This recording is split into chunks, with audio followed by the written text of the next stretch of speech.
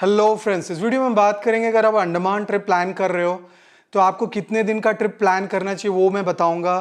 और ओवरऑल अगर आप सही जगह पे पहुंचे हो पूरे अंडमान ट्रिप के बारे में बताऊंगा कि आपको कितने पैसे लगेंगे, कितने दिन लगेंगे, कहाँ से स्टार्ट होता है अंडमान ट्रिप।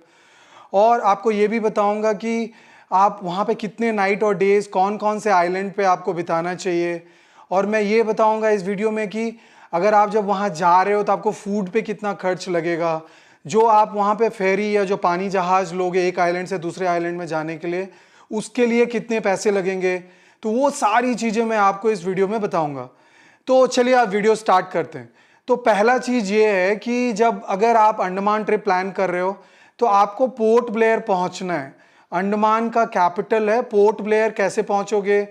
या तो आप फ्लाइट से जा सकते हो और फ्लाइट ही मोस्ट कन्वीनियंट तरीका है। जैसे पानी जहाज से भी जाते हैं, चेन्नई से जाता है पानी जहाज या विशाखापट्टनम या कोलकाता से जाता है, बट उनके सर्विसेज उतने फ्रीक्वेंट नहीं है और उन्हें बुकिंग वगैरह कराने में बहुत फाइट होता है। कोविड के बाद तो ये बहुत ही कॉम्प्लिकेटेड है और पैसे भी आप वहाँ पे नहीं बचाते हो। तो पहला चीज़ आपको ये देखना है कि जैसे अगर आप अंडमान ट्रिप प्लान कर रहे हो तो पहले आप पोर्ट ब्लेयर पहुँच जाओ फ्लाइट लेके। इंडिया में कहीं पे भी हो या कहीं पे भी हो पोर्ट ब्लेयर पहुँच जाना है। पोर्ट ब्लेयर पहुँचने के बाद आपका ट्रिप स्टार्ट होता है। तो पहला नाइट आप पोर्ट ब्लेयर में ही रह लो। एयरपोर्ट के पास आपको बहुत सारा होटल मिल जाएगा, 2000-2500 रुपए पर नाइट पे होटल मिल जाएगा। जब आप पोर्ट ब्लेयर पहुंच जाते हो तो फर्स्ट दिन आप होटल में चेक इन करते हो और उसके बाद कॉर्बिन्स के बीच पे आप जा सकते हो। तो पोर्ट ब्लेयर पे आप ये जो भी वहाँ पे घूमोगे वगैरह वगैरह उसके लिए आप वहाँ पे स्कूटी हायर कर सकते हो।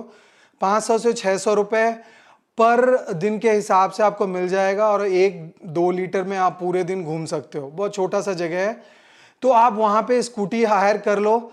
और जैसे मैं बताया कि कॉर्विन्स के बीच पे आप जाओ, वहाँ पे बहुत सारे पाम ट्रीज वगैरह वगैरह, बहुत फेमस बीच है। दिन में जाओ वहाँ एंजॉय कर सकते हो। फिर आप आ जाओ वहाँ पे काला पानी का, जैसे आपने सुना होगा कि वहाँ पे सेलुलर जेल है जो काला पानी का सजा बहुत सारे इंडियन फ्रीडम फाइटर्स को वहाँ पे अंग्रेज या गोरे रखते थे। तो वहाँ पे आप जाके हमारी हिस्ट्री के बारे में जानोगे और जो बहुत सारे फेमस फ्रीडम फाइटर्स थे उनका सेल्स वगैरह देखोगे, कहाँ पे उनको दे रखता था। एक काल कोठरी में, एक कोठरी में बिठा के पूरे ज़िंदगी 10-10 साल 12-12 साल बिठा के रखता था। तो जैसे सावरकर जी वहाँ पे ही उनको बंदी बनाया गया था। तो काला पानी का सज़ा आपने सुना होगा, तो वही सेलुलर जेल पे आप जाओगे।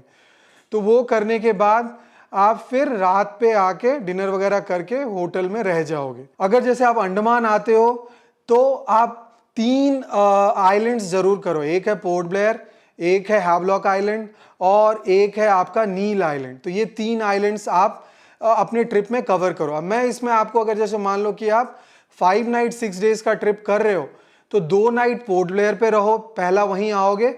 फिर पोर्ट ब्लेयर से आपको हैवलॉक आइलैंड जाना होगा। हैवलॉक आइलैंड अराउंड 60-70 किलोमीटर दूर है पोर्ट ब्लेयर से। पानी के थ्रू जाना पड़ता है।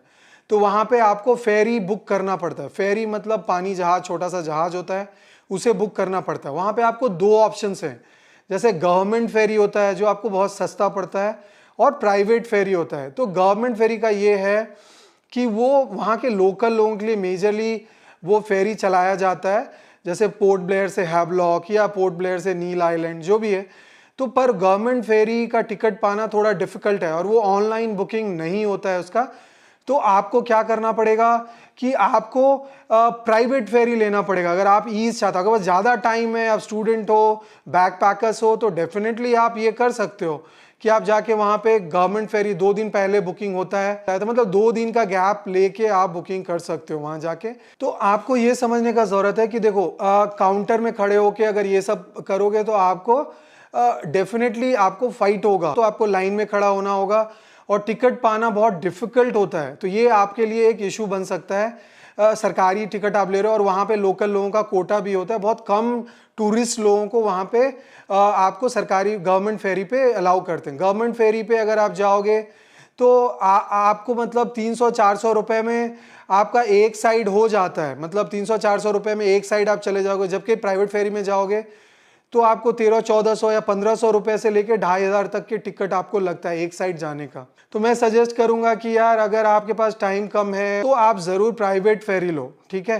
मैं आपको डिस्क्रिप्शन में लिंक डाल दूंगा, तो उस जगह पे, उस वेबसाइट पे जाके आप अपना फेरी बुक कर सकते हो। तो वहाँ पे मल्टीपल फेरीज कंपनी है, एक मैं मरकूज करके एक कंपनी है, उसका मैं लिंक डालता हूँ। वो वहाँ से जाके आप किसी भी आइलैंड से किसी भी आइलैंड का टिकट किसी डेट पे भी, जैसे फ्लाइट टिकट बुक करते हो या बस टिकट बुक करते हो, उस तरीके से फ्यूचर डेट का आप बुक कर सकते हो। तो आपको पोर्ट ब्लेयर से हैवलॉक आइलैंड जाने के लिए अराउंड 1400-1500 विथ टैक्स अभी उनके वेबसाइट पे दिख रहा है।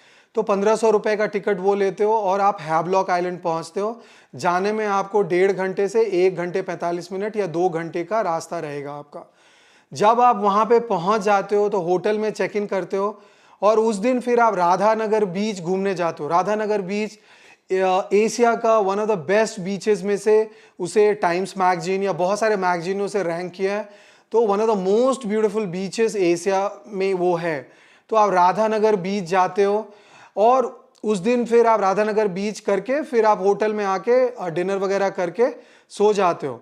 फिर अगले दिन आप क्या करते हो कि मॉर्निंग में उठ के वहाँ पे भी उस तरह से जैसे सजेस्ट कर रहा था कि वहाँ भी आप स्कूटी रेंट पे ले सकते हो। 500-600 रुपये पर डे पे स्कूटी मिलता है। आप स्कूटी लेके पूरा जो आप हैवलॉक आइलैंड घूम सकते हो। तो हैवलॉक आइलैंड में मल्टीपल डेस्टिनेशंस हैं। जैसे सबसे फेमस जैसे अभी लोग जाते हैं वो है एलिफेंट बीच।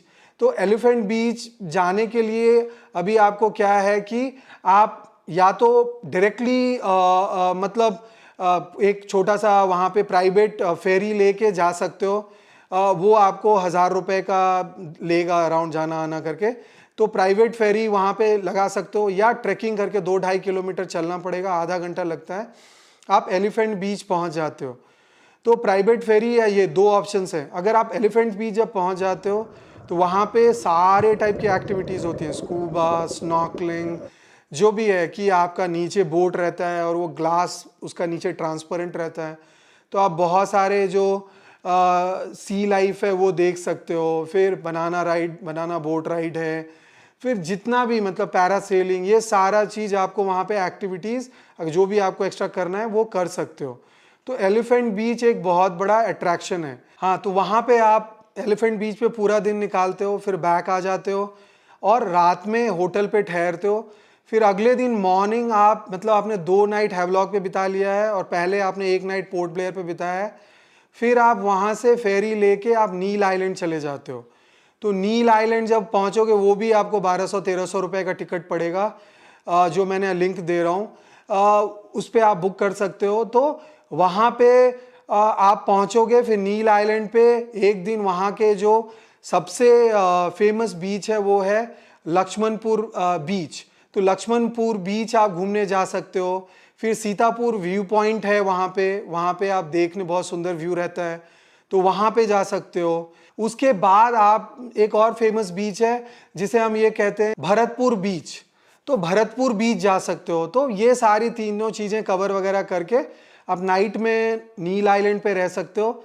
फिर नील आइलैंड पे रहने के बाद अगले दिन आप फिर से फेरी लेके आप पोर्ट ब्लेयर आ जाते हो।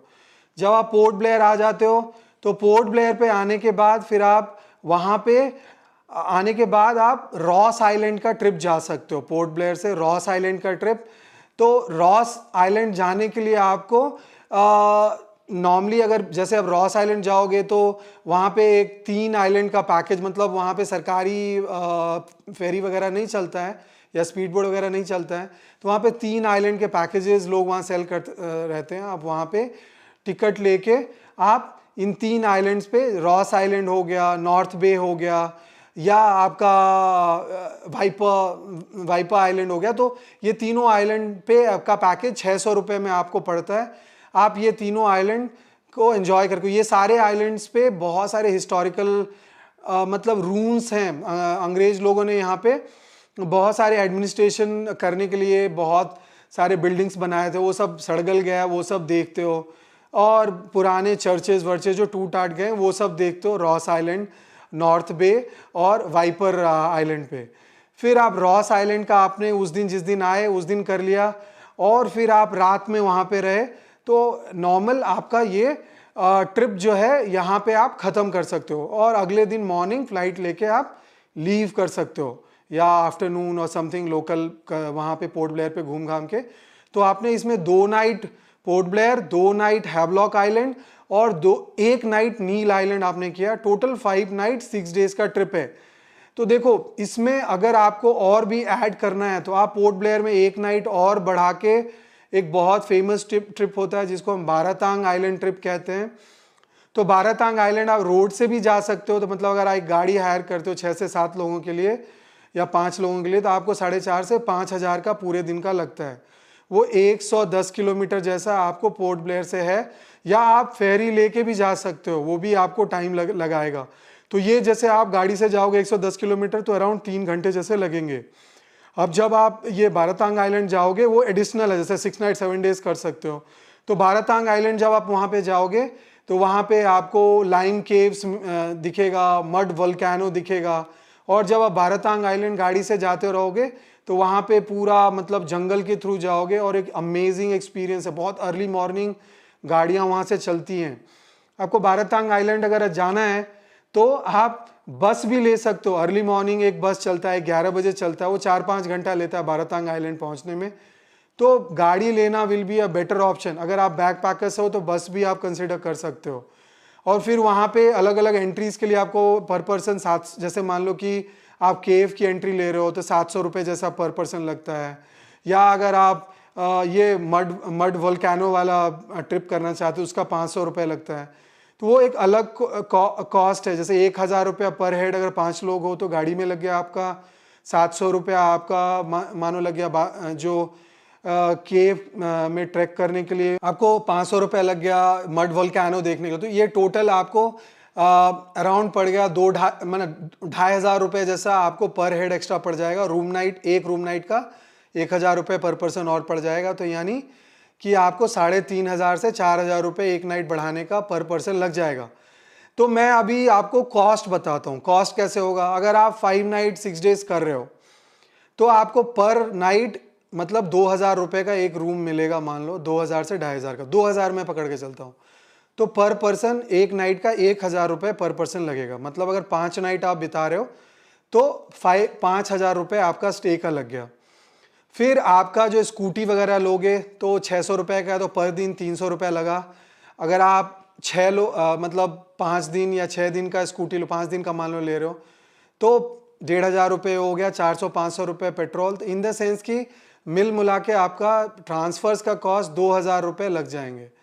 तो 2,000 रुपये में आप ट्रांसफर्स कर लोगे तो 5,000 2,000 आपका घूमने उमने का हो गया पर पर्सन। 7,000 रुपये इधर हो गए।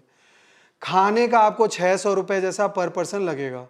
तो 600 रुपये पर पर्सन का 6 दिन हो तो 3,500 रुपये जैसा आपका खाने में लग गया। तो इन दिन की 7,000 पहले था तो 10,500 रुपये आपका खाने के साथ हो गया। अब अगर आपका फेरी जो आप बेसिकली पोर्ट ब्लेयर से हैवलॉक आइलैंड गए तो उसका आपको 1,500-1,600 रुपये लगा, तो अराउंड 1,600 रुपये उसका लग गया। फिर पोर्ट ब्लेयर से नील आइलैंड गए उसका 1,300 जैसा लग गया, तो टोटल 2,900 हो गया। और फिर आप नील आइलैंड से इधर आए तो उसमें भी 1400-1500 लग गया।